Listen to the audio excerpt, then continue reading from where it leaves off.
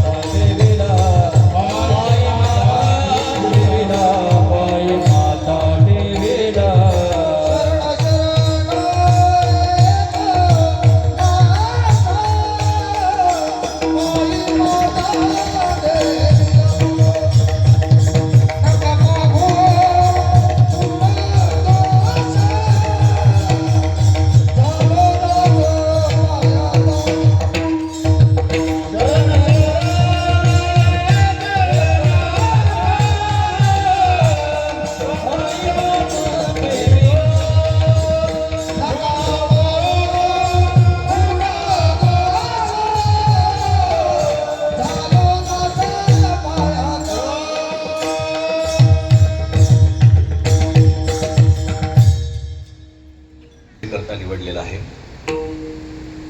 हरिभक्तीपरायण स्वर्गीय श्री मोतीराम बाळू चोरघे यांच्या पंचम पुण्यस्मरणाच्या निमित्तानं त्यांच्या कुटुंबियांच्या वतीनं हा सुंदर आणि देखणा कार्यक्रम आयोजित करण्यात आलेला आहे.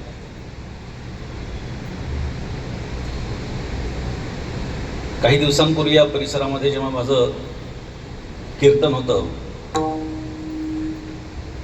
तेव्हा प्रियंकाताई मला येऊन भेटल्या आणि त्यांनी मला सांगितलं असा असा कार्यक्रम आमचा आहे आणि आपण जरूर यावं.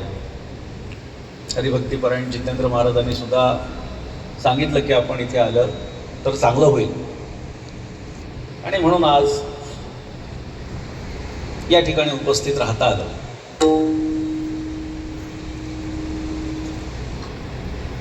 मला या परिवाराच्या संबंधानं अनेकांनी सांगितलं. साधारणतः असं असतं की एखाद्याचं पुण्यस्मरण जेव्हा असतं तेव्हा त्यांच्या घरातलीच माणसं त्यांच्याबद्दल चांगलं चांगलं सांगत असतात आणि जेव्हा बाहेरच्या माणसांपेक्षा फक्त घरातलीच त्यांच्याबद्दल चांगलं सांगत असतात तेव्हा त्या चांगलेपणाविषयी संशय निर्माण होत असतो. मात्र जेव्हा एखाद्या व्यक्तीच्या बाबतीमध्ये प्रत्येक जण चांगलं बोलत असेल तर निश्चितच ती व्यक्ती चांगली असेल यात ते मात्र शंका नाही. मोतीरामजींचं जीवन अध्यात्म, राजकारण आणि समाजकारण या त्रिवेणी संगमातून पुढे आलेलं जीवन आहे. साधारणतः काही माणसं अध्यात्मामध्ये पुढे गेलेली असतात पण त्यांना इतर दोन गोष्टी जमत नाहीत. काही माणसं समाजकारणात पुढे जातात त्यांना राजकारण जमत नाही, अध्यात्म जमत नाही. आणि काही माणसं राजकारणात पुढे असतात त्यांचा अध्यात्माशी संबंध नसतो आणि समाजकारण हे दिखाव्यापुरतं असतं. मात्र या तिन्ही गोष्टींचा ज्याचा समाजाशी आणि वैयक्तिक उन्नतीशी संबंध आहे अशा तिन्ही गोष्टींचा संबंध यांच्या जीवनामध्ये आलेला आपल्याला पाहायला सापडतो. त्यांच्या वडिलांनी सुरू केलेला अखंड हरिनाम सप्ताह अव्याहत त्यांनी आजीवन चालवला, त्याच्यासाठी पुढाकार घेतला आणि वारकरी सांप्रदायिक असल्याचं एक द्योतक आणि एक जी परंपरा चालत आलेली आहे तिचं निर्वहन करण्याचा अथक परिश्रम त्यांनी केला आणि समाजाला जोडलं. तीच परंपरा,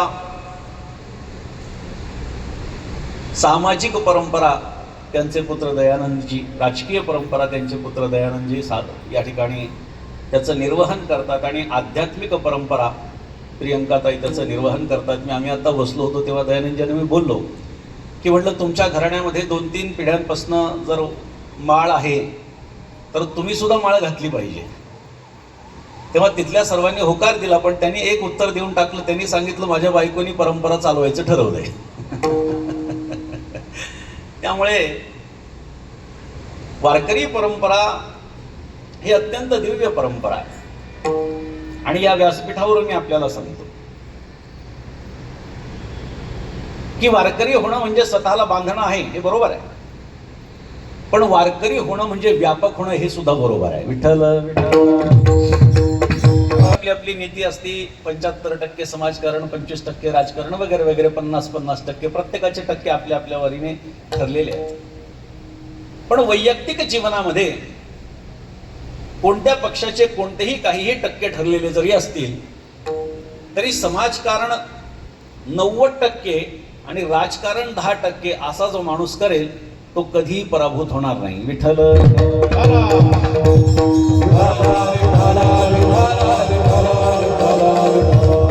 राजकारण आमचा विषय नाही, पण हल्ली काय झालं, राजकारणी सुद्धा आमच्या विषयात येऊ लागलेत, म्हणून थोडंसं बोलावं लागतंय. आणि कीर्तनकार जेव्हा व्यासपीठावरती उभा असतो तेव्हा प्रत्येक गोष्टीचं ज्ञान त्यांना असणं अपेक्षित आहे, सामान्यतः अपेक्षित आहे. खरं तर परिपूर्णतेनंच बोलणं अपेक्षित आहे. पण असो, आपल्याला याच्यामध्ये राजकारण आणायचं नाही, कारण राजकारणाचा आणि अध्यात्माचा संबंध नाही. अर्थात अध्यात्म आणि राजकारण एकमेकांना पूरक असावं ही गोष्ट मान्य आहे, अशी आमची परंपरा चालत आलेली आहे. आपल्या अनेक संतांचा संबंध हा तत्कालीन राजपरिवाराशी, राजघराण्याशी आणि राजकारणाशी आलेला आहे. अगदी ज्ञानेश्वर महाराजांचा संपर्क यादवांच्या संबंधानं आलेला आहे. एकनाथ महाराजांचे पणजोबा भानुदास महाराज यांचा संबंध हा विजयनगर साम्राज्याच्या कृष्णदेव राजाशी आलेला आहे, रामदेव रायाशी आलेला आहे. तुकोबारायांचा संबंध, समर्थ रामदास स्वामींचा संबंध छत्रपती शिवाजी महाराजांशी कोणत्या ना कोणत्या तरी कारणाने आलेला आहे. म्हणजे ही जी परंपरा आमच्याकडे चालत आलेली आहे, ही अध्यात्माची परंपरा, राजकारणाला मार्गदर्शन करणारी परंपरा आहे. त्यामुळे परंपरा जर आपण बघितली तर निश्चितपणे व्यापकतेची ही परंपरा, आणि तोच वसा या ठिकाणी घेतलेला दिसत आहे. मी नेहमी सांगतो, माझ्या अनेक कीर्तनांमध्ये मी हा विषय मांडला की एखाद्या गरिबाने परमार्थ केला तर त्याच्या परमार्थाचं वर्णन कधी होत नाही, पण एखाद्या श्रीमंताने जर का परमार्थ केला तर निश्चितपणे त्याचा उदो उदो होतो. आपल्याकडे अनेक हजारो ऋषी मुनी होऊन गेले, सगळ्यांचं वर्णन आलेलं नाही. पण एक राजा जनक, त्यानं परमार्थ काय केला तर तो अग्रभागी ठरला शिरोमणींच्या, भक्तांच्या, मुक्तांच्या, महात्म्यांच्या. आमच्याकडे अनेक संत होऊन गेले, पण एकनाथ महाराज हे सगळ्या संतांमध्ये श्रीमंत संत, आणि त्यामुळे त्यांच्या श्रीमंतीचं जेवढं वैभव वर्णित करण्यात आलेलं आहे, तेवढंच वैभव त्यांच्या परमार्थाचं सुद्धा वर्णन केलेलं आहे. त्यांचा आध्यात्मिक अधिकार जेवढा उच्च आहे, तेवढा सांसारिक अधिकार सुद्धा उच्च आहे, असं आपण पाहू शकतो. वारकरी संप्रदायामध्ये सगळ्या संतांमध्ये श्रीमंत संत आहेत एकनाथ महाराज, म्हणून त्यांच्या परमार्थाचा विशेषत्वानं उल्लेख केला जातो. अनेक कीर्तनकार त्यांची मांडणी करत असताना सांगतात की एकनाथ महाराज संत आहेत, शांत आहेत आणि श्रीमंत आहेत. हे 3 गुण त्यांच्याकडे आहेत, आणि त्यामुळे एकनाथ महाराजांसारख्या महापुरुषांचं वर्णन हे विशेषत्वानं केलं जातं. एखादा सामान्य वारकरी जेव्हा पंढरपूरला जातो तेव्हा त्याची बातमी येत नाही, पण एखादा श्रीमंत जेव्हा वारीला जातो तेव्हा मात्र त्याची बातमी झाल्याशिवाय राहत नाही. त्याचं कारण काय? समाजाचा दृष्टिकोन असा आहे की एखाद्याकडे पैसा आहे म्हणजे त्याला परमार्थ करण्याची गरज नाही, पण असं नाही आहे. परमार्थ हाच जीवनाचा कणा आहे, ही गोष्ट आपण लक्षात घ्यायला. आमचं जीवन कशासाठी निर्माण करण्यात आलेलं आहे, आम्हाला नरदेह कशामुळे प्राप्त झालेला आहे, याचं चिंतन जोपर्यंत आपण करत नाही तोपर्यंत आपलं प्राप्तव्य काय, आपला हेतू काय, आपलं साध्य काय, आपलं ध्येय काय, हे आपल्याला पाहता येणार नाही, सांगता येणार नाही, विचार करता येणार नाही. मनुष्याचा देह जो आम्हाला प्राप्त झालेला आहे, हा मनुष्याचा देहच मुळामध्ये आपल्याला भगवंताच्या प्राप्तीसाठी झालेला आहे. भगवंताची प्राप्ती करणं हेच जीवनाचं परमप्राप्तव्य, साध्य, हे आमच्या साधू संतांनी सांगून ठेवलेलं आहे. मात्र समाज भरकटतो आहे, समाज पथभ्रष्ट झालेला आहे. आणि अशा परिस्थितीमध्ये उपदेश करण्याची भूमिका संत महात्म्यांची जी पहिल्यापासून चालत आलेली आहे तीच भूमिका याही अभंगामध्ये नाथ महाराजांनी मांडलेली आहे. जीवनाचं ध्येय परमात्म्याची प्राप्ती. आता परमात्म्याची प्राप्ती म्हणजे साधी भूमिका आहे का लक्षात घ्या. परमात्म्याची प्राप्ती व्हावी याच्यासाठी अनेक अनेक मार्ग सांगण्यात आलेले आहेत. अनेक मार्ग सांगण्यात आलेले आहेत.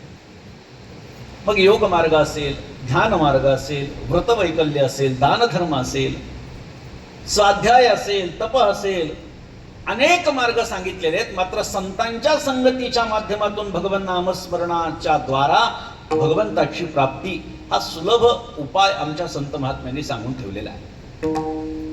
भागवतामध्ये एक सुंदर प्रमाण आहे. नरोधयति माम योगो न सांख्यम धर्म एव च न स्वाध्यायस्तपस्त्यागो नेष्टापूर्तिर्न दक्षिणा व्रतान्यज्ञश्छन्दांसि तीर्थानि नियमा यमाः यथा वरुंधे सत्संग सर्वसंगापोहि माम. इतर कोणत्याही संगतीमध्ये न जाता माणसानं संतांच्या संगतीमध्ये जावं. इतर कोणतंही साधन करण्याची गरजच नाही, आवश्यकताच नाही. योग मार्गाने जाणारी मंडळी आपण पाहतो. ज्ञानोबारायांनी वर्णन करून ठेवलंय. म्हणून योगाची आवाटा जे निघाले गा सुभटा त्या दुःखाचा चिवाटा भागाला. दुःखच त्यांच्या पदरामध्ये पडले. काय दुःख पडले याचं सुद्धा वर्णन ज्ञानोबारायांनी केलंय. शीत वेढावे, उष्ण पांघुरावे, वृष्टीची आसावे घरातो. आता सध्या उष्णतेचा कालखंड आहे, उन्हाळ्याचे दिवस आहेत, त्यामुळे इकडे कूलर वगैरे लावलेले आहेत, घरामध्ये एसी वगैरे लावले नाही. भूक लागली की चिडचिड होते. तहाने तहानाची प्यावी, भुकेलिया भूकची खावी, अहोरात्री व्हावी मवावा वारा. खूप सुंदर वर्णन ज्ञानोबारायांनी केलंय की हा योग मार्ग किती कठीण आहे, किती दुस्तर आहे. कर्म मार्गाचा विचार करा. कर्म मार्ग एवढी सूक्ष्मता आपल्याला इतर कुठे बघायला मिळणार. ब्राह्मण संध्या करतात. ब्राह्मण संध्या करतात. त्या संध्येमध्ये एका आचमनामध्ये किती पाणी असावं याला मर्यादा आहे. ठीक आहे.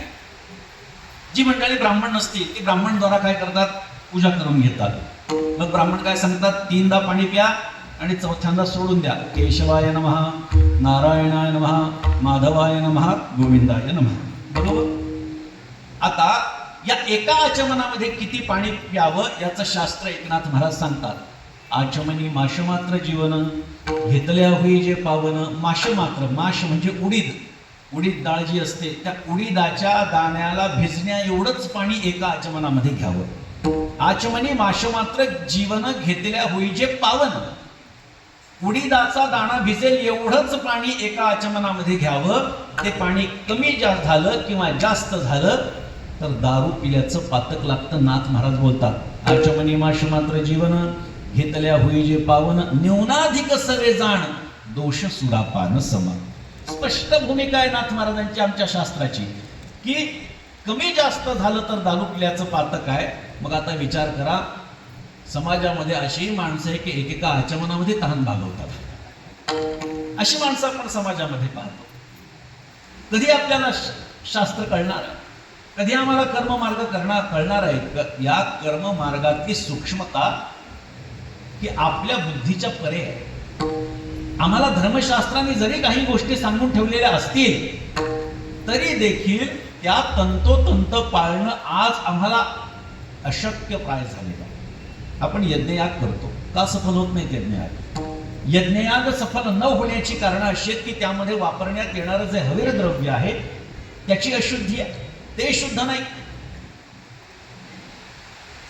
काही असे वनस्पती आहेत अशा की ज्या तोडत असताना त्याचा नख लागायला नको त्या वनस्पतींना. एवढा कोण विचार करतं?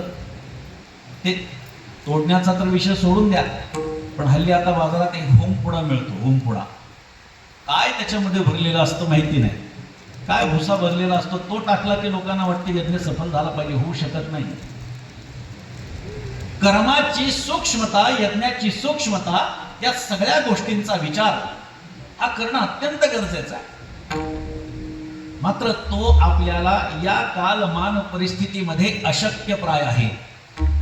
म्हणून तुकोबाराय सांगतात, गोडोनिया वाटा सूक्ष्म दुस्तर, गोडोनिया वाटा सूक्ष्म दुस्तर, गोडोनिया वाटा सूक्ष्म दुस्तर,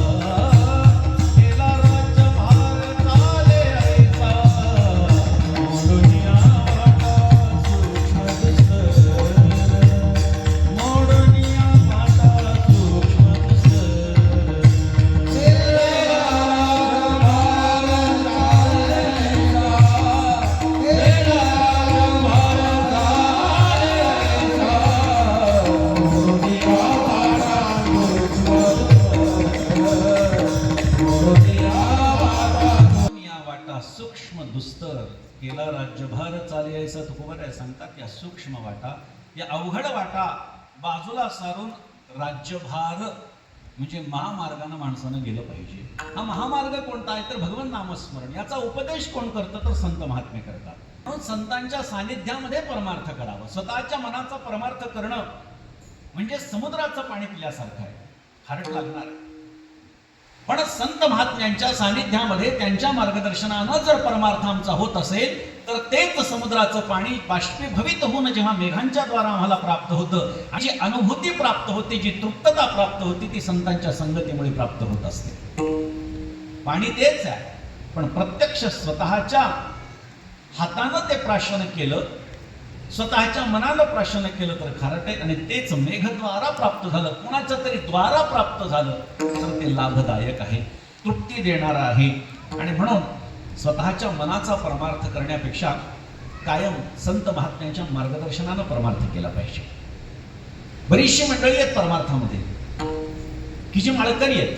वारकरी संप्रदायाचा विचार केला तर बरीचशी मंडळी ही वारकरी आहेत. गळ्यामध्ये माळा आहे, कपाळाला कधी कधी टिळा पण लावतात, बुक्काय लावत असतील.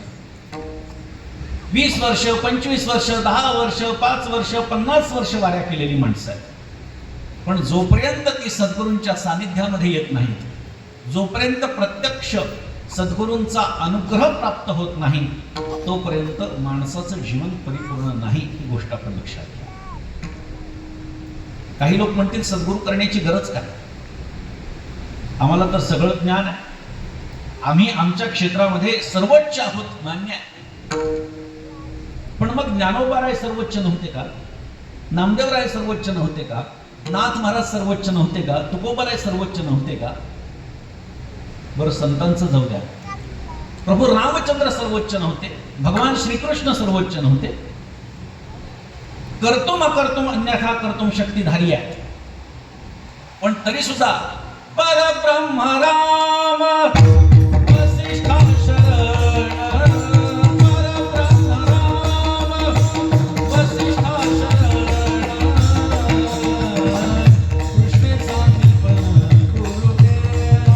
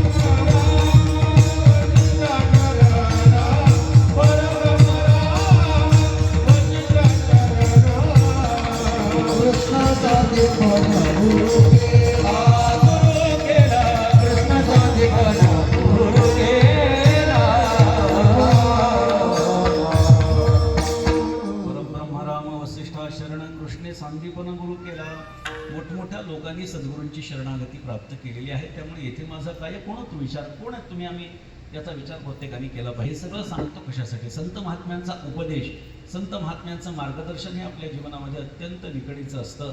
आणि त्यामुळे संत महात्मे जेव्हा आपल्याला उपदेश करण्यामध्ये प्रवृत्त होत असतात, तेव्हा मात्र आपण त्यांचा उपदेश शिरसावंद्य मानला पाहिजे.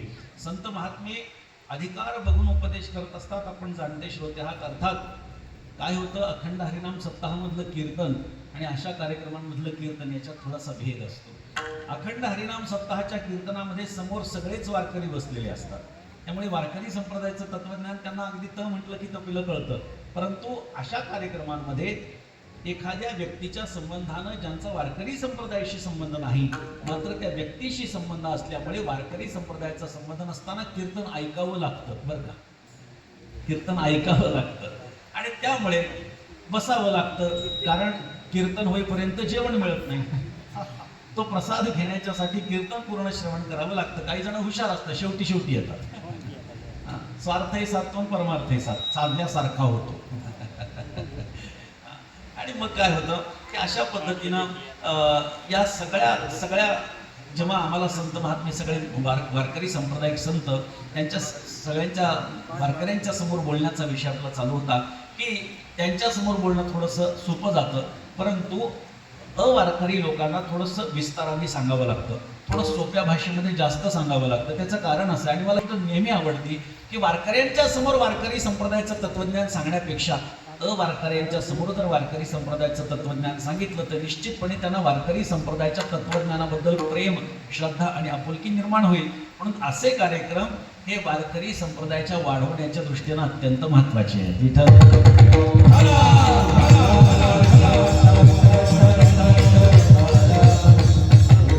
त्यामुळे प्रियंकाताई, तुम्ही हा कार्यक्रम हा जो या ठिकाणी ठेवलाय त्याचा निश्चित लाभ होणार आहे.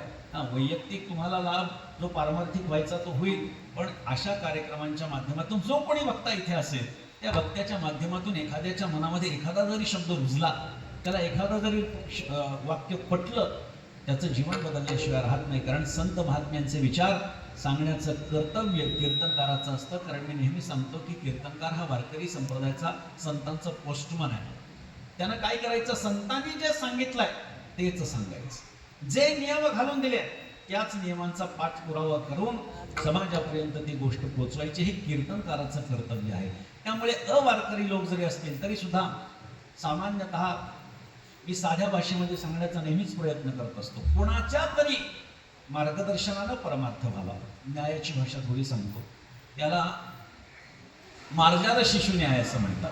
दोन न्याय आहेत, आपण अनेक न्याय ऐकले असतील. कागटाळी न्यायामुळे आपल्याला नरदेह प्राप्त झाला असं आपण म्हणतो, त्याचं चिंतन आपल्याला पुढे करायचं आहे. पण या दोन न्यायांची चर्चा ही जास्त होते, मर्कट शिशु न्याय आणि मार्जार शिशु न्याय. मर्कट म्हणजे माकड, शिशु म्हणजे पिल्लू आणि त्याचा न्याय, मार्जार म्हणजे मांजर, शिशु म्हणजे त्याचं पिल्लू आणि त्याचा न्याय. प्रत्येक न्यायाची एक छोटी छोटी गोष्ट असते आणि त्यावरून तो न्याय सिद्ध होत असतो. काय आहे मर्कट शिशु न्याय? माकडी जेव्हा एका झाडावरून दुसऱ्या झाडावर, एका घरावरून दुसऱ्या घरावरती पळत पळत जाते, उड्या मारत जाते, तेव्हा आईनं पिल्लाला असं पकडलेलं असतं का पिल्लाने आईला पकडलं असतं? बोला. पिल्लाने आईला पकडलेलं असतं, बरोबर. बर, मांजर जेव्हा विते, मांजरीला जेव्हा पिल्लं होतात, तिला 3-4 पिल्लं होतात, ती काय करते, एका खोलीतून दुसऱ्या खोलीत, एका घरातून दुसऱ्या घरामध्ये ती त्या पिल्लांना नेते बोक्याच्या भीतीने. बोका तिला मारून खाईल अशी भीती असते, म्हणून ती काय करते, त्या पिल्लाला उचलून घेऊन जाते. कशाने उचलून घेते? कडेवर नेते का हो? मग दातांनी नेते. बरं, कोणत्या दातांनी? ज्या दाताने ती उंदराला फाडून खाते त्याच दाताने, बरोबर. आता जर पिल्लू खाली पडलं तर पिल्लाची जबाबदारी का आईची जबाबदारी? म्हणजे तुम्हाला न्याय कळतो, सोपं आहे. ऐका, मर्कट शिशु न्याय म्हणजे स्वतःच्या मनाचा परमार्थ. ते माकडाचं पिल्लू, ते पिल्लू म्हणजे आपण आहेत, लक्षात ठेवा. मर्कट शिशु न्याय म्हणजे माकडाच्या पिल्लाचा न्याय, तो माकडाचं पिल्लू म्हणजे आपण आहे. स्वतःच्या मनानं परमार्थ केला तर जिम्मेदारी सुद्धा स्वतःची आहे. हात सुटला, पडला, आता आईची जबाबदारी नाही. मार्जार शिशु न्याय म्हणजे ते आपण पिल्लू आहेत की आईवरती भार सगळा घालून मोकळा झालेलो आहे. पडलो, पतन झालं तरी जिम्मेदारी कोणाची आहे? आईची आहे. त्यामुळे मार्जार शिशु न्यायाप्रमाणे आपण आपला परमार्थ करावा.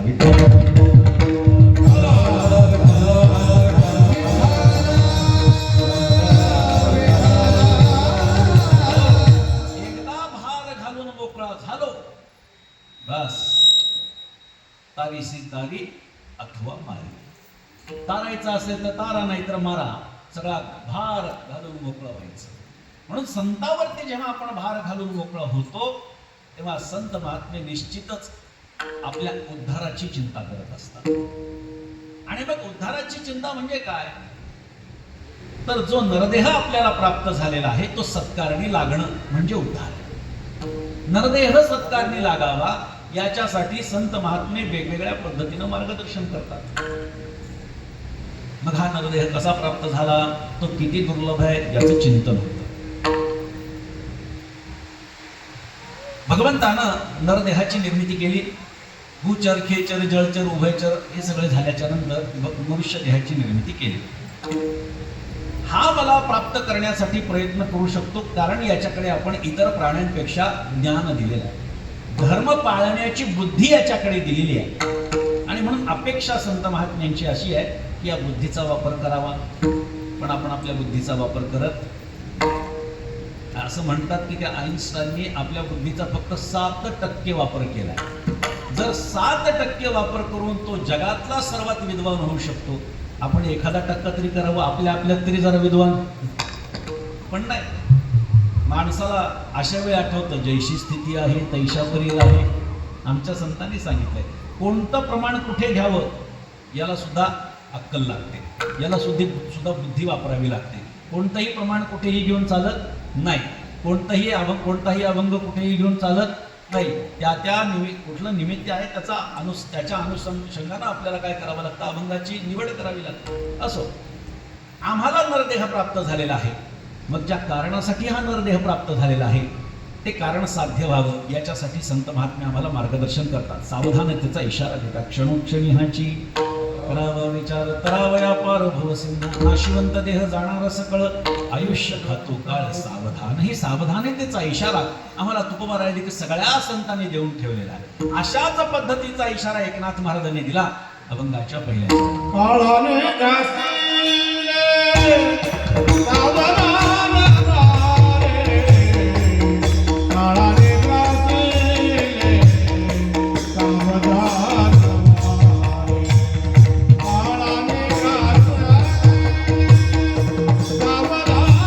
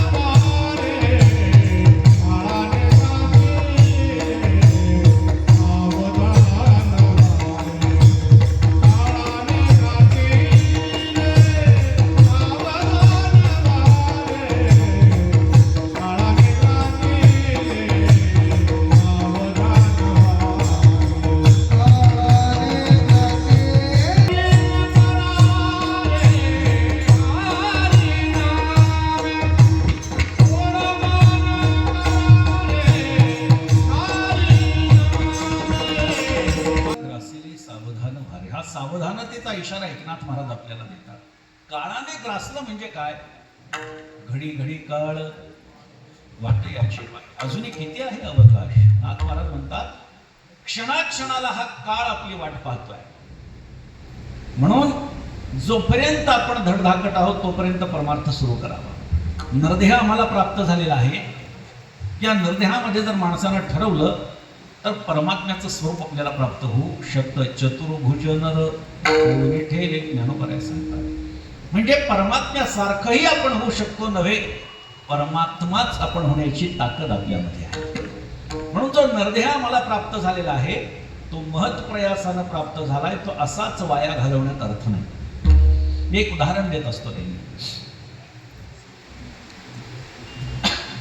पूर्वीच्या काळामध्ये किराणा दुकानदारांच्याकडे तराजू असायचे. एका पारड्यामध्ये माप असायचं आणि दुसऱ्या पारड्यामध्ये वस्तू द्यायची. मग काय व्हायचं, 1 किलोचं माप तिथे ठेवलेलं असलं, कोणीतरी मागितली 1 किलो साखर द्या. यांनी डब्यातली साखर घेतली, ओतली, ती 1.5 किलो झाली. आता काय झालं, हळूहळू खाली गेलं पारडं का एकदम खाली गेलं, एकदम खाली गेलं. बरं, जेव्हा याच्यामध्ये साखर नव्हती तेव्हा इकडचं पारडं तरंगत होतं का बसलेलं होतं, बसलेलं होतं. त्याच्या लक्षात आलं की साखर जास्त झाली. त्याने डब्यातून 1.5 किलो काढले. आता काय झालं, आता हे खाली गेलं ते वर आलं. त्याच्या लक्षात आलं साखर जरा जास्त काढली, थोडी टाकावी लागणार आहे. 90 अंशाचा कोण होईपर्यंत आपल्याला साखर टाकावी लागणार आहे. मग डब्याने टाकण्यापेक्षा आता तो काय करतो, हळूहळू हळूहळू अशी साखर सोडतो. कधीपर्यंत? जोपर्यंत तो काटा असा 90 डिग्रीवरती येत नाही. बरं का, मी नेहमी सांगतो की मी काटा न मारणाऱ्याबद्दल बोलतोय बरं का. असा बरोबर असा 90 अंशावरती आला की मग तो काय म्हणतो, आता 1 किलोला 1 किलो झालं. खाली येणं किंवा वर जाणं सोपं आहे, समान करणं अवघड आहे. पाप करणं किंवा पुण्य करणं सोपं आहे, समान करणं अवघड आहे. लक्षात घ्या, एखाद्याला स्वर्गामध्ये जायचं आहे, भरपूर पुण्य करा, स्वर्गाचे द्वार उघडे आहेत त्याच्यासाठी. एखाद्याला नरकात जायचं असेल, आपली आपली इच्छा नाही का, एखाद्याला नरकात जायचं असेल, भरपूर पाप करा, ठरलेलं आहे नरकामध्ये जा.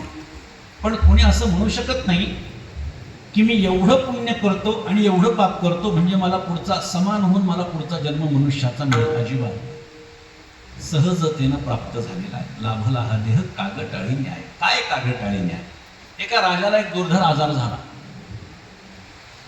वैद्य राजाने तपासणी केली आणि सांगितलं, अवघड आहे म्हणले महाराजांचं वाचणं. राजाने सांगितलं, वाटेल ते करायला मी तयार आहे, पण माझा प्राण वाचला पाहिजे. वैद्यराजाने काय ग्रंथ बघितले आणि त्यांनी सांगितलं, ठीक आहे, एकच शेवटचा रामबाण इलाज आहे म्हणले. काय? जिवंत कावळ्यापासून ते औषध तयार होतं म्हणले. मग राजाने सांगितलं, ठीक आहे, जिवंत कावळ्यापासून जर ते प्राप्त होत असेल तर राज्यामध्ये सांगा जिवंत कावळा पकडून आणायला. दवंडी पिटवली, सगळ्या राज्यातली माणसं कावळ्यांच्या मागे लागली. नाही तेव्हा दिसणारे कावळे आता कुठे जाऊन बसले काही लक्षात नाही. ते कावळे काही सापडेच ना. पण कोणी मारायला लागलं, कोणी मारून घेऊन जायचं, पण अट काय होती, जिवंत कावळा. त्यामुळे ते काही शक्य नाही. कावळ्याला मरण नाही बरं का. ऐका, प्रभू रामचंद्रांनी त्या कावळ्याला दिलेला आशीर्वाद भावार्थ रामायण वाचा. कावळ्याला नैसर्गिक मृत्यू नाही, स्पष्टपणे नाथ महाराजांनी सांगितलंय. त्याला कोणीतरी मारल्यानंतर तो मरणार. आपण बघतो विजेचं करंट लागल्यानंतर, शॉक लागल्यानंतर कावळे मेलेले आपण पाहतो, पण नैसर्गिक मृत्यू कावळ्याला कदापि नाही. ते कावळे कुठे गेले काही कळेना, सगळे कावळ्यांना शोधू लागले. एक आंधळा गृहस्थ स्नान करण्यासाठी नदीमध्ये गेला. कोणालाही तो कावळा न सापडणारा. त्याची चर्चा सर्वत्र सुरू झाली. 2 जण चर्चा करत होते. म्हणले, राजेसाहेबांना जिवंत कावळा पकडून आणायला सांगितलंय, त्यांनी सांगितलंय आणि त्यांना त्याचं औषध प्राप्त होणार आहे. तो आंधळा म्हणला, काय? त्यांनी सांगितलं, राजे साहेबांना दुर्धर आजार झालाय आणि वैद्य राजाने सांगितलं जिवंत कावळा पकडून आणा. कशासाठी? म्हणले, त्याच्यापासून औषध करायचंय. त्या आंधळ्याला हसू आलं आणि तो म्हणला, अवघड आहे बाबा. अशी टाळी वाजवली आणि हातात कावळा आला जिवंत. बस, याला म्हणतात कागटाळी न्याय. पकडण्याचा प्रयत्न नाही, सहज हातामध्ये आला. मग सहज हातामध्ये आला तर त्याचं महत्व असायला पाहिजे की नको? पण त्याचं महत्व आम्हाला नाही. मला कर्माचा सिद्धांत माहिती नाही. जन्मोजन्मी जे पाप पुण्य करून ठेवलेलं आहे त्याचा साठा म्हणजे संचित आहे, त्याचा उपभोग म्हणजे प्रारब्ध आहे. आणि पुढच्या जन्मामध्ये संचित म्हणून जे तयार होणार आहे, जे प्रारब्धाच्या रूपानं भोगून संपवावं लागणार आहे, त्याला क्रियमान म्हणतात. मग या संचित प्रारब्ध क्रियमानाचा विचार आपण करत नाही.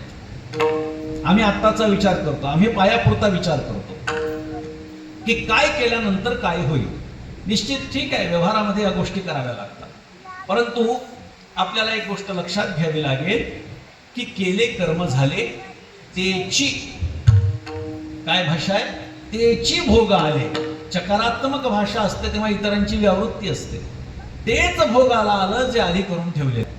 त्यामुळे जसं आपण कर्म करत असतो तसं आपल्याला त्याचं फल प्राप्त होत असतं. महाभारताचा दृष्टांत सांगतात बघा. कौरव पांडवांचं युद्ध झालं, भीष्माचार्य शरपंजरी जेव्हा पडले, बाणांच्या शय्येवरती पडले, पूर्ण अंगभर सगळं बाण लागलेले आणि त्या बाणांच्या शेवटी इच्छा मरणी होते. त्यामुळे जोपर्यंत उत्तरायण लागत नाही तोपर्यंत मरायचं नाही असा त्यांनी निश्चय केला होता. मग पडून राहिले. त्या भागाला प्रतिबंधित क्षेत्र म्हणून जाहीर केलं. दुसरीकडे युद्ध सुरू झालं. संध्याकाळ झाली आणि भगवान श्रीकृष्ण आले आणि त्यांना विचारू लागले, म्हणजे भीष्माचार्य फार त्रास होत असेल ना तुम्हाला? हो म्हणजे. अंगाची चाळणी केली म्हणजे अर्जुनाने. मग आता हे नाही म्हटले. गालातल्या गालात हसले. भगवंताने विचारलं का हसले? त्यांनी सांगितलं काही नाही देवा, तुझा कर्माचा सिद्धांत खोटा आहे हे कळालं म्हणून हसू आलं. भगवंतानं सांगितलं माझा कर्माचा सिद्धांत कदापि खोटा असू शकत नाही भीष्माचार्य, तुम्ही असं कशावरून म्हणता? भीष्माचार्यांनी सांगितलं आजन्म माझ्याकडनं एकही पाप घडलेलं नाही. पापाचा परिणाम दुःख असतो. ज्या अर्थी मला हे दुःख प्राप्त झालंय त्या अर्थी मी पाप केलं असलं पाहिजे, आणि जर पाप केलं तर दुःख आहे.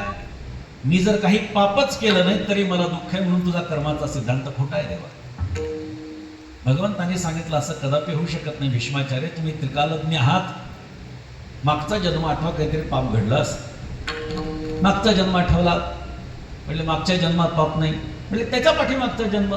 100 जन्म मागे गेले भीष्माचार्य. सांगितलं 100 जन्मामध्ये सुद्धा देवा माझ्याकडनं काही पाप घडलेलं नाही, तरी माझी अशी अवस्था आहे, याच्यावरून तुझा कर्माचा सिद्धांत खोटा आहे. भगवंतांनी पुन्हा सांगितलं केले कर्म झाले तेच भोग आले.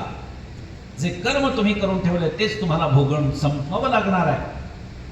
त्याच्या पाठीमागचा जन्म आठवा. 101वा जन्म आठवला, आणि त्या 101व्या जन्मामध्ये त्यांनी सांगितलं एक घटना घडली. म्हणले देवा काय घडली? त्याही काळामध्ये मी राजकुमार होतो आणि शिकारीला चाललो होतो. घोड्यावर अग्रभागी होतो, माझे अंगरक्षक मागे होते. एक अरुंद असा रस्ता आला जिथे एका वेळी एकच घोडा जाऊ शकत होता, आणि काही अंतरावरती मला एक अर्धा मैला अवस्थेतला सरडा दिसला. मी माझा घोडा थांबवला. चांगलं केलं का वाईट केलं? म्हणजे चांगलं केलं. माझ्या मनामध्ये हा भाव की माझ्या घोड्याच्या टापेखालून तो वाचेल, कारण माझ्या दृष्टीपथामध्ये तो होता. पण माझ्या अंगरक्षकांच्या दृष्टीपथामध्ये तो नव्हता. घोड्याच्या टापेमुळे उडालेल्या धुळीनं माझ्या अंगरक्षकांना कदाचित तो दिसणार नाही, आणि एखाद्याच्या घोड्याच्या पायाखाली येऊन तो मरेल आणि त्याला पाप लागेल. ते लागू नये म्हणून मी थांबलो. चांगलं केलं का वाईट केलं? चांगलं केलं. म्हणलं बरं, मी खाली उतरलो. बाणावर त्याला उचललं, टोकावर बाजूला टाकून दिलं. चांगलं केलं का वाईट केलं? चांगलं केलं. देवा बाण खोचलं नाही का? बाण खोचले असते तर मी समजू शकलो असतो की माझी अशी अवस्था. बाण खोचले नाही, उचलून अलगद बाजूला टाकलं. चांगलं केलं का वाईट केलं? चांगलं केलं. मग तरी माझी अशी परिस्थिती का? तेव्हा भगवंतांनी पुन्हा तेच उत्तर दिलं, केले कर्म झाले त्याची भोग आले. म्हणजे देवा काय तेच सांगतोय. मी सांगितलं की माझ्याकडनं काही पाप घडलेलं नाही. भगवंतांनी सांगितलं भीष्माचार्य तुम्ही घोडा थांबवला, त्या सरड्याला न तुमच्या घोड्याच्या टापेखाली येऊ दिलं, न इतरांच्या घोड्याच्या टापेखाली येऊ दिलं, स्वतःही पाप घेतलं नाही, इतरांनाही पापी होऊ दिलं नाही, बाण खोचला नाही, बाणाच्या टोकावर उचललं, बाजूला टाकलं, सगळं बरोबर आहे. पण तुम्ही बाजूला कुठे टाकलं हे पाहिलं नाही. म्हणले त्या सरड्याला जेव्हा तुम्ही बाजूला टाकलं तेव्हा तो काटेरी झुडपावर पडला. अंगभर त्याला काटे रुतले, आणि ते जे तुम्ही पाप केलंय ना ते तुम्हाला या जन्मामध्ये भोगून संपवावं लागतंय. जन्मात या जन्मामध्ये भोगून संपवावंच लागत असेल तर याला कर्माचा सिद्धांत खोटा कसा म्हणू शकतो? आम्ही जे काही कर्म करतोय ते आम्हाला भोगून संपवावं लागणार आहे. त्यामुळे कर्म करत असताना सावधान. काळ पुढे पुढे चाललाय. भगवान श्रीकृष्णाला धर्मराजाने 4 प्रश्न विचारले. देवा असं काय जे सतत वाढत जातं? देवा असं काय जे सतत घटत जातं? देवा असं काय जे घटतही नाही आणि वाढतही नाही? आणि देवा असं काय आहे जे घटतही आणि वाढतही? घटतही आणि वाढतही मन आहे. मन एखाद्या ठिकाणी जातं आणि वापस येतं सुद्धा. देवा असं काय आहे जे घटतही नाही आणि वाढतही नाही? भगवंतांनी उत्तर दिलं ब्रह्म जे घटतही नाही आणि वाढतही नाही. मग जगाचा विस्तार कसा होतो? आम्हाला तो भ्रममूलक जगताचा आभास होत असतो. वास्तविक परमात्मा आहे तेवढाच. बरं, असं काय आहे जे सतत वाढत जातं? 3ऱ्या प्रश्नाच्या उत्तरादाखल भगवान श्रीकृष्णांनी सांगितलं तृष्णा ही वाढत जाते, लोभ हा वाढत जातो. आणि 4थ्या प्रश्नाच्या उत्तरादाखल सांगितलं असं काय आहे देवा की जे सतत घटत जातं? भगवंतानं सांगितलं काळ हा सातत्यानं घटत चाललेला आहे. आत्ताचा क्षण आपल्याला पुढच्या क्षणामध्ये मिळणार नाही. म्हणून कधी कधी जी माणसं आज माझा वाढदिवस आहे असं म्हणतात तेव्हा प्रश्न पडतो की बाबा वाढदिवस आहे का घट दिवस आहे? वाढदिवस आहे का घट दिवस? हा घट दिवस आहे. आमच्या जीवनातून 1-1 वर्ष संपत चाललाय. मग लोकांनी पर्याय असा काढला की जन्मदिवस. बरं का, लोक सुद्धा हुशार आहे. लोकांनी काय सांगितलं वाढदिवस नको ना, मग जन्मदिवस. पण सांगू का हा सुद्धा शब्द तसा बघितला तर अपूर्ण आहे. जन्मदिवस म्हणजे काय?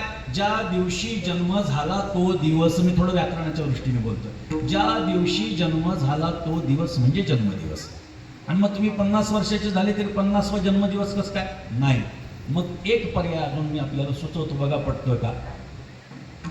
जन्मस्मृती दिन हा शब्द जरा मला त्या दृष्टीने थोडासा योग्य वाटतो, की जन्म झाला त्याची स्मृती. मग ती कितवी स्मृती आहे? मग 50वी 51वी असं आपल्याला लक्षात घेता येतं. अगदी व्याकरणाच्या दृष्टीने बोलतोय, गमतीचा भाग सोडून द्या, पण हा शब्द व्याकरणाच्या दृष्टीने माझ्या दृष्टीने थोडा जवळ येणार. जन्मस्मृती दिन. बरं, जाऊ द्या. आम्हाला जन्म प्राप्त झाला, मग या जन्मामध्ये आल्यानंतर आम्ही काय केलं पाहिजे? आम्ही जर का आमचे सगळे कर्म भोगूनच संपवावे लागणार आहेत, तर मग याला काही पर्याय आहे का? हो. आम्हाला भोगण्याची इच्छा नाही. आम्हाला भोगण्याची इच्छा नाही. मग काय? काही हरकत नाही. पर्याय, एका जनार्दनी भोग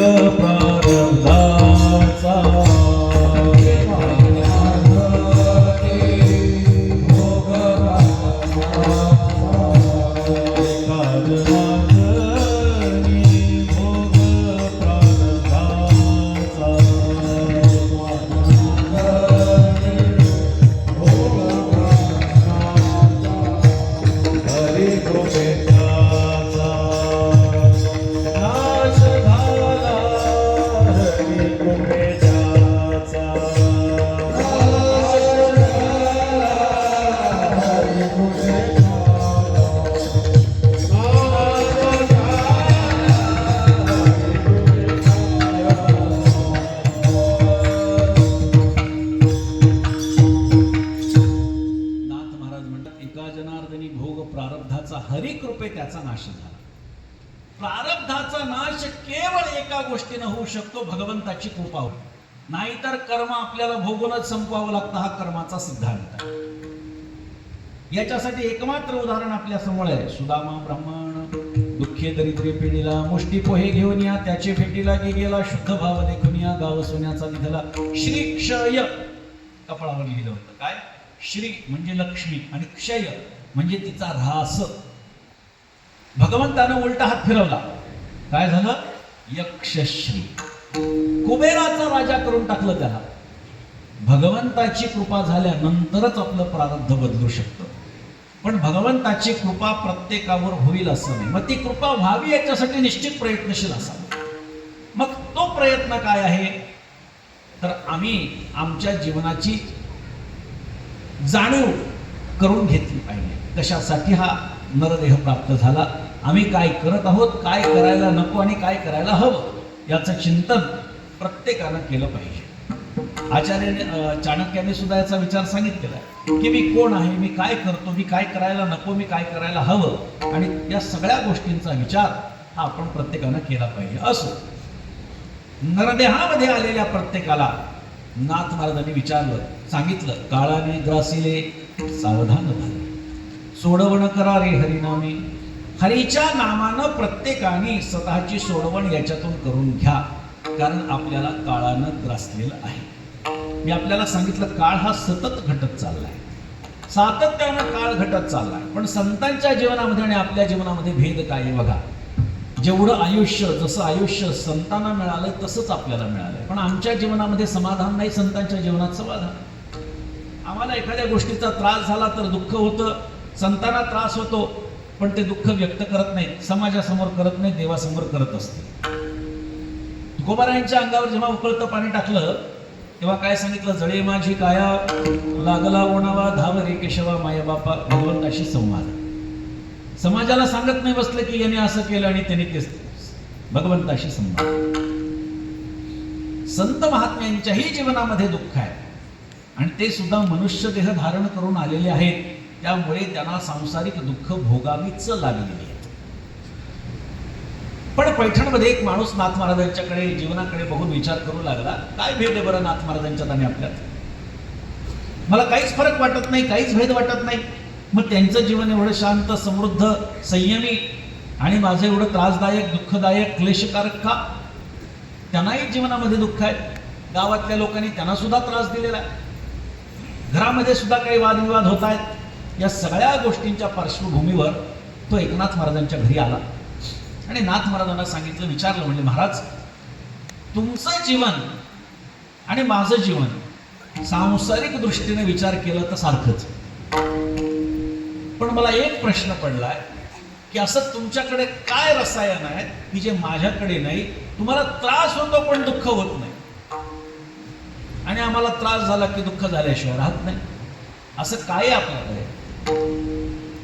नाथ महाराजांनी सांगितलं, ते बाकीचं सगळं जाऊ दे, 8व्या दिवसाचा सूर्योदय बाळा तू पाहू शकत नाही बरं का, माझं भविष्य म्हणजे. असं म्हटल्यानंतर तो एकटक बघू लागला, घाबरला. तुला काय? नाथ महाराजांनी सांगितलं, आजपासून 8व्या दिवसाचा सूर्योदय तू पाहू शकणार नाहीस. मग म्हणलं आता नाथ महाराजांचा उपदेश काय घेत बसायचं, चला घरी. घरी गेला. छोट्या छोट्या गोष्टीवरून बायकोशी भांडणारा, आज निमटपणे जेवण करू लागला. मुलं खेळू लागली, आरडाओरडा करू लागली, त्यांच्यावर चिडचिड करणारा आज त्यांच्या मध्ये जाऊन खेळू लागला. बायकोला घरातल्यांना असं वाटू लागलं, काय झालं म्हणले, आज सूर्य पश्चिमेकडून उगवला. त्याच्या मनामध्ये एकच भाव, 7च दिवस शिल्लक राहिले, कशाला कोणाशी वाईट वागायचं. दुसरा दिवस उजडला. विचार केला, भावाची शेती बांध कोरून कोरून आपल्या ताब्यात घेतली होती. भावाला बोलवलं, हा खरा बांध आहे, इथून तुझं इथून माझं. भावालाही चांगलं वाटलं. तिसरा दिवस, चौथा दिवस, 5वा दिवस, एक एक एक एक गोष्टी करत गेला. ज्यांच्याकडून उधार घेतले होते पैसे व्याजासकट परत दिले. आधी असताना सुद्धा देत नव्हता, आता व्याजासकट परत केले. एक एक गोष्टी सगळ्या स्वच्छ करत गेला. 7 दिवस झाले आणि विचार करू लागला, काय वाटतंय 7 दिवसात? स्वतःच्याच मनाला आपण प्रश्न करतो ना कधीतरी. तो म्हणला, समाधान वाटतं. कशामुळे? अरे 7 दिवस शिल्लक राहिलेत, कशाला कोणाशी वाईट वागायचं.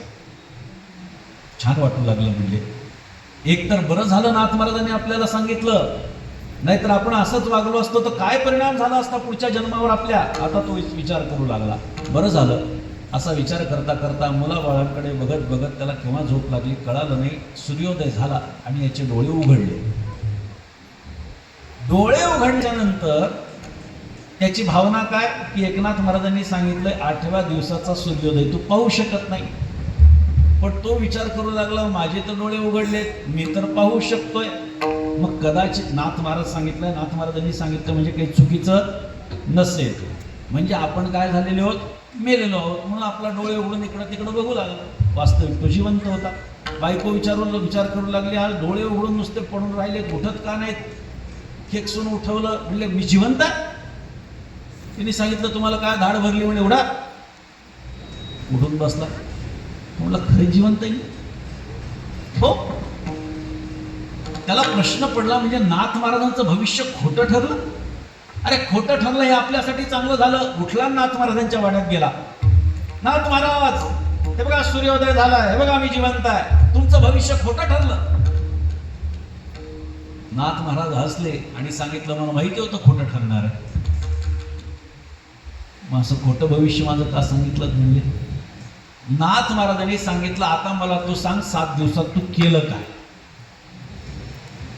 त्यांनी सांगितलं, बायकोशी नीट वागलो, मुलांशी नीट वागलो, असं केलं तसं केलं. सगळ्या गोष्टी नाथ महाराजांच्या समोर पाढा वाचून दाखवला. एकनाथ महाराजांनी विचारलं, हे कशासाठी केलं रे बाबा तू? महाराज तुम्हीच तर सांगितलं होतं 7 दिवस शिल्लक आहेत. मग 7 दिवस जर शिल्लक आहे, कोणाशी वाईट कशाला वागायचं? 7 दिवसामध्ये आपण चांगलं वागू असा विचार केला म्हणले, आणि म्हणून सगळ्या गोष्टी केल्या. नाथ महाराजांनी सांगितलं, हेच तुझ्या प्रश्नाचं उत्तर आहे म्हणले. म्हणजे नाथ महाराज म्हणाले, अरे तुला तरी मी 7 दिवस सांगितले होते, तुला तरी मी 7 दिवस सांगितले. आमच्या डोळ्यासमोर पुढचा क्षण हा आम्ही जिवंत राहू की नाही असा आम्ही कायम विचार करतो. मग अशी जर परिस्थिती आहे तर या क्षणाला आम्ही वाईट कशाला वागायचं? विठ्ठल. आपल्याकडे जोपर्यंत काळ हातामध्ये आहे तोपर्यंत हा काळ आपण सत्कारणी लावला पाहिजे. आपण ज्या क्षेत्रामध्ये आहोत, ज्या क्षेत्रामध्ये आपल्याला पुढे जायचं आहे, इतरांना त्रास न होऊ देता आपण आपल्या प्रगती पुस्तकाचा विचार केला पाहिजे. आपण कसं पुढे जाऊ, कसं आपण याच्यामध्ये चांगलं काम करू शकू असा प्रत्येकाने विचार केला पाहिजे. परमार्थामध्ये हा विचार केला पाहिजे की मी कसा परमात्म्यापर्यंत पोचेल. कारण परमात्म्याच्या दृष्टीनं, परमार्थाच्या दृष्टीनं परमात्म्याची प्राप्ती हेच अंतिम प्राप्तव्य आहे. आणि त्याचा उपदेश आमच्या महात्म्याने संतांनी करून ठेवला. काळाने ग्रासिले सावधान झाले.